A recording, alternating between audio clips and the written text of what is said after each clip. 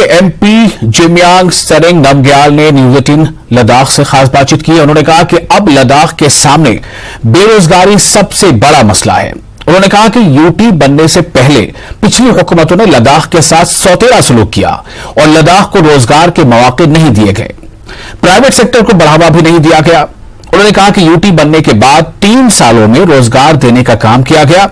नामग्याल ने कहा कि लोगों में यह एहसास है कि यहां की सकाफत, रिवायत और वजूद को कैसे बरकरार रखा जाए। हम यहां के लोगों की उमंगों के मुताबिक मरकज के साथ राब्ते में हैं। हुकूमत भी इस बात को समझती है। हम सब लद्दाख के वजूद को बचाने के लिए पुरअज़्म हैं। तो आप देखिए जिमयांग सेरिंग नामग्याल की न्यूज 18 लद्दाख से खास बातचीत और हमें दीजिए इजाजत। हमारे साथ जुड़ रहे हैं लद्दाख के सांसद जिमयांग नामग्याल। सर, सबसे पहले हमारा चैनल लॉन्च हो चुका है और ये एक नया प्लेटफॉर्म होगा लद्दाख के लोगों के लिए अपनी बात रखने को लेकर, लेकिन 3 साल होने को हैं यूटी बने हुए। इन 3 सालों में आप क्या देखते हैं, कितना कुछ बदल गया है लद्दाख में? सबसे पहले मैं न्यूज 18 लद्दाख चैप्टर को स्वागत करता हूं। लद्दाख में वाकई एक जरूरत था। डेमोक्रेसी के जो 4th पिलर जिसको मानते हैं, लद्दाख में जो है हमें एक कमी महसूस हो रहा था। हालांकि यहाँ के जो लोकल न्यूज चैनल्स जो है, लोकल रिपोर्टर्स अच्छा काम करते हैं, लेकिन नेशनल लेवल पे एक यहाँ पे आवाज चाहिए था, वो आप लद्दाख को दे रहा है। मैं इसके लिए धन्यवाद के साथ आपको स्वागत करता हूँ। आज़ादी के Amrit Mahotsav 75 years of independent कल कंप्लीट हुआ। आज से जो है 76th इंडिपेंडेंट डे से लेके अमृत काल शुरू हुआ और लद्दाख में वाकई मानता हूँ एक खुश नसीब जिसको कह सकते हैं, सौभाग्यशील, हिंदुस्तान के साथ जोड़ के आज लद्दाख जो है खुले हवा में सांस ले रहा है। और उसके बाद जब 2019 में लद्दाख यूनियन टेरिटोरी अलग से बना, कश्मीर से अलग होके, तब से लेके यहाँ के लोगों के दिलों में और एक जज्बा और एक भावना पैदा हुआ। केवल आजादी फील करना ही नहीं, महसूस करना ही नहीं, बल्कि आजादी आंखों से देखना और आजादी के आनंद लेना, जिसको हम कह सकते हैं विकास ही एक माध्यम है। और आज इसी यूटी बनने के 3 साल में लद्दाख ने जो है इंफ्रास्ट्रक्चर डेवलपमेंट में काफी सफर तय कर चुके हैं। चाहे वो आप टेलीकम्युनिकेशन ले लीजिए, ट्रांसपोर्ट में जो है यहाँ के एयर कनेक्टिविटी को लेके, रोड कनेक्टिविटी आप देख सकते हैं, एजुकेशनल इंस्टीट्यूशंस यहाँ पे स्थापित करना है। सिंधु सेंट्रल यूनिवर्सिटी से लेके लद्दाख यूनिवर्सिटी से लेके मेडिकल कॉलेज सैंक्शन है, सेंट्रल डीम यूनिवर्सिटी बना यहाँ CIBS को। उसी तरह स्वास्थ्य के क्षेत्र में अगर हम देखें, बहुत दिक्कतें होते थे। लद्दाख जो है 60,000 स्क्वायर किलोमीटर है, आबादी बहुत कम है, लेकिन लोग इतने दूर दूर रहते हैं। हर एक विलेज पे डॉक्टर पहुंचना तो छोड़िए, एक नर्स तक, एक लोअर लेवल के स्टाफ पहुंचना मुश्किल हो जाते हैं। इक्विपमेंट्स तो दूर की बात है। आज स्वास्थ्य विभाग लद्दाख ने बहुत प्रयास करके लद्दाख के हर छोटे छोटे गांव में भी मेडिकल इंफ्रास्ट्रक्चर क्रिएट करने का काम किया है। अभी भी जोर शोर से काम चल रहा है। ऐसे अनगिनत काम, चाहे वो पावर सप्लाई में हो, इलेक्ट्रिसिटी, नॉर्दर्न ग्रिड के साथ कनेक्ट करके आज जो लद्दाख के ज्यादातर क्षेत्र में 24/7 इलेक्ट्रिसिटी मिल रहा है। नुब्रा और जांस्कर रीजन के लिए 1300 करोड़ जो है माननीय मोदी जी ने सैंक्शन दिया है, उस पर काम चल रहा है। चंगतांग इलाका जो चीन के साथ बॉर्डर जो सटीक है, उस इलाके के लिए जो 7,777 करोड़ का जो प्रोजेक्ट आज हमारे हाथ में सैंक्शन है, उस पे भी काम अभी चलना है। टूरिज्म आप देख लीजिए, पहले रिजंगला आप नहीं जा सकते थे, तुरतुकथांग नहीं जा सकते थे, और उमलिंगला आप नहीं जा सकते थे, मुश्कू वैली आप नहीं जा सकते थे। आज उन एरियाओं में भी टूरिज्म को छोड़ने का काम माननीय मोदी जी ने किया है।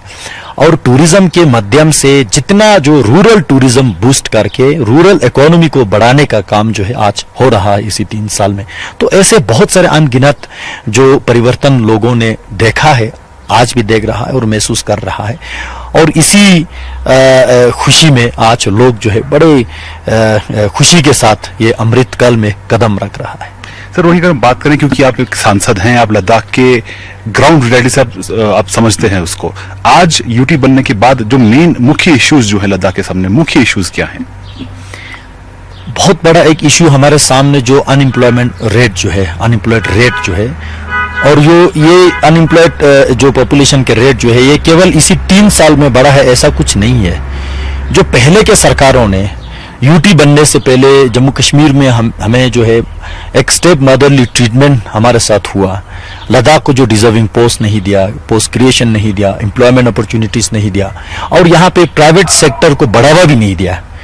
खासकर जो लोकल यहाँ पे इन्वेस्टर्स है, टूरिज्म में बहुत अच्छा करते हैं हमारे लोग, लेकिन टूरिज्म डिपार्टमेंट ने एक इंसेंटिव देना होता था कि यहाँ रिजॉर्ट बनाने के लिए, होटल बनाने के लिए, ट्रेवल एजेंट चलाने के लिए, इस तरह से जो है चंगताओं में हमारा पश्मीना बहुत अच्छा होते हैं, लेकिन जम्मू कश्मीर सरकार ने उसको बिल्कुल तवज्जो नहीं दिया।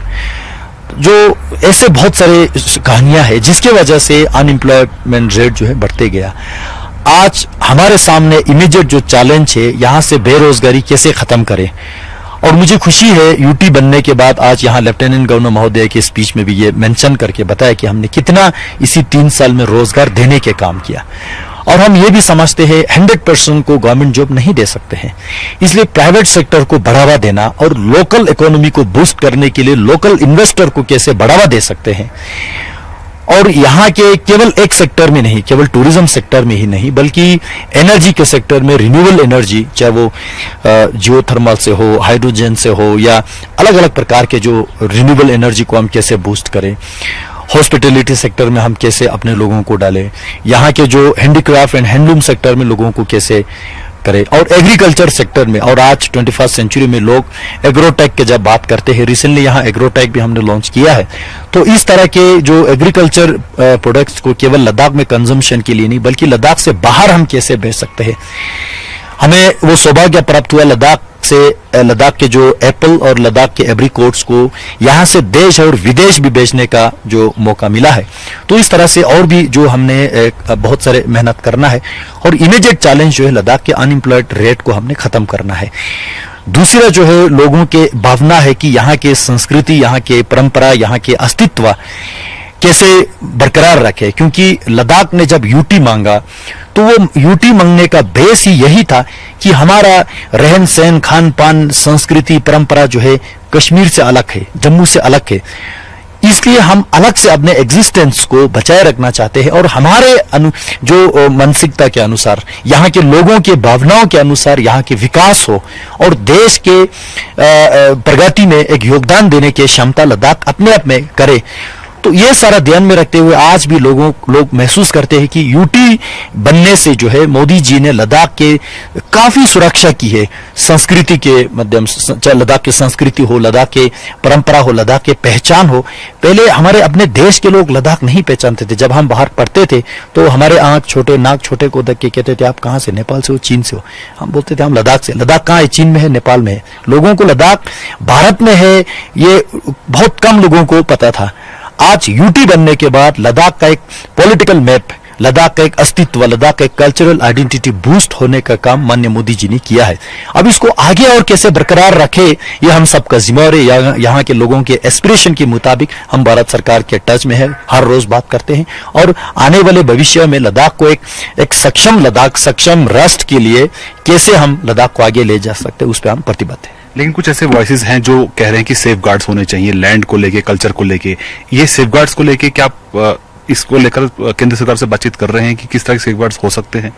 यही चीज अभी मैंने संक्षेप में कहा। लद्दाख के अस्तित्व, चाहे वो लैंड प्रोटेक्शन में हो, कल्चरल सेफगार्ड की बात करें, इकोनॉमी के कार्य, यहाँ के जो फ्रजाइल इकोसिस्टम जिसको लेके माननीय मोदी जी ने कार्बन न्यूट्रल के जो है एक विजन दिया है लद्दाख को, ये सारा लेके जो है सेफगार्ड के बाद यहाँ चलते हैं। और हमने एक बार नहीं, 2 बार नहीं, काफी बार जो है माननीय गृह मंत्री जी से भी बात किया, माननीय प्रधानमंत्री जी को हमने ज्ञापन दिया है, और पार्लियामेंट में भी एक बार नहीं, 2 बार नहीं, काफी बार इस बात पे हम कर चुके हैं। वो पार्लियामेंट के रिकॉर्डिंग में है प्रोसीडिंग्स के, आप लोकसभा वेबसाइट से जाके आप निकाल सकते हैं, वो सारा जो है पब्लिक है, सारे डॉक्यूमेंट्स। तो और सरकार भी इस चीज को समझते हैं, ऐसा नहीं कि सरकार इसको इग्नोर करते, सरकार समझते हैं।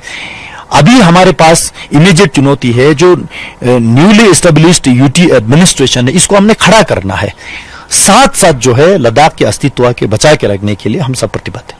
एक आखिरी सवाल, क्योंकि लद्दाख एक सेंसिटिव स्टेट है, एक तरफ पाकिस्तान बॉर्डर है, एक तरफ LAC है चाइना के साथ, तो ऐसे में जो बॉर्डर एरियाज हैं उनको डेवलप करने के लिए किस तरह से आप रोड मैप देखते हैं आगे रहेगा? मैं सबसे पहले तो मोदी जी और सरकार को धन्यवाद देना चाहूंगा।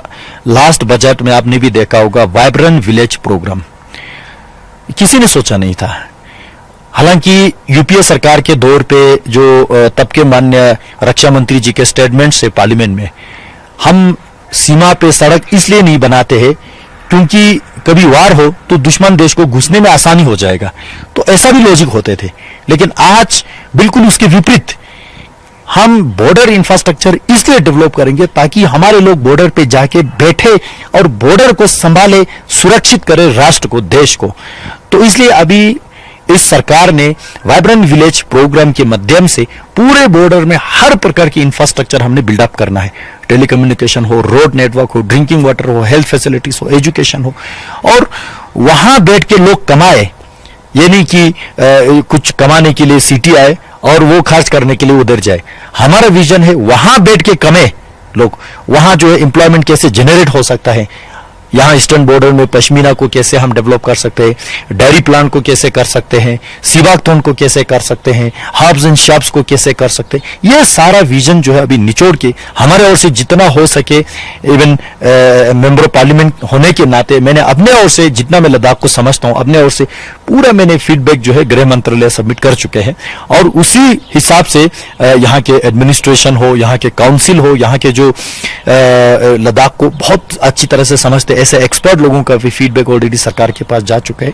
आने वाले महीनों में जो है जितने बॉर्डर है वो सिक्योर करने के लिए वहां के लोगों को हमने एम्पावर करना है, economically, socially, educationally and health infrastructure के माध्यम से, जिसके जरिए जो है चीन और पाकिस्तान देशों को जो है यहाँ पे आंखें डालने से पहले वो सोचे कि यहाँ के लोगों के मन में क्या भावना है। तो ये ऐसे विजन लेके आज सरकार आगे बढ़ रहा है। हमसे बात करने के लिए बहुत बहुत शुक्रिया। तो ये थे लद्दाख के सांसद कैमरा पर्सन मुनमुन के साथ Shailendra Wangu, news 18 network, Ladakh. This is News 18 Network. You are